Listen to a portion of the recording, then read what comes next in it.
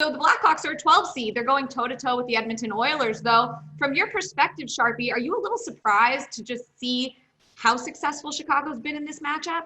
Yeah, I was surprised to see how Chicago came out and played in the first 3 games of this series. I shouldn't have been surprised when you look at some of the veteran leaders on that team. Jonathan Toews has stepped up in these moments and scored big goals for the Hawks so many years down the road, and he's doing it again in this qualifying round. Duncan Keith's playing real well. Patrick Kane, we all know what he can do on the bright lights. But this is a different team, the Chicago Blackhawks, now than it was in the regular season. It wasn't a very good team in the regular season, Michelle. I watched every game, and I wasn't impressed with what I saw. A lot of young players finding their way, and I was curious on how they would play in the playoffs. Edmonton, with all the high-flying talent that they had, I thought would give Chicago a bit of trouble. So I'm surprised.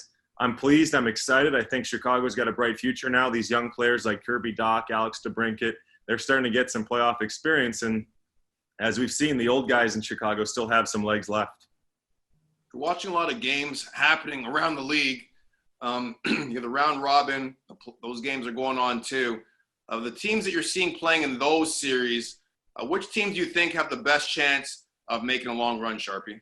You know what I'm going to say here, Anson. I've been pumping the Carolina Hurricanes for a long time now. I know the Rangers had a tough matchup going into this qualifying round.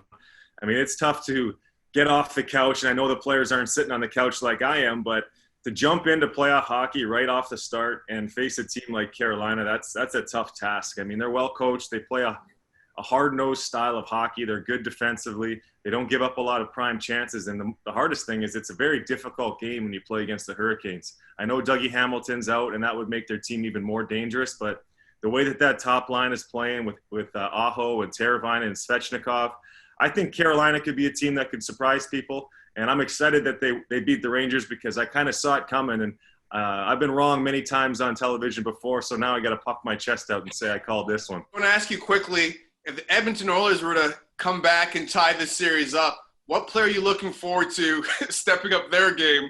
Is it Connor McDavid or is it Leon Draisaitl?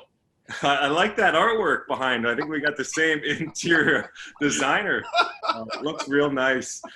I'm not looking at any one of those guys. McDavid and Draisaitl are fine by me. We know what they're going to bring. They're probably going to score again today in every game that they play. I'm looking at the other guys on the team. Like a guy like Zach Kassian, to me, can be a series-changing type player. We've seen it before, how he can get in on the forecheck and really punish the defenseman of whoever he's playing against. He's been kind of quiet so far in this series. If he gets angry, I think he can be a difference maker for the Oilers.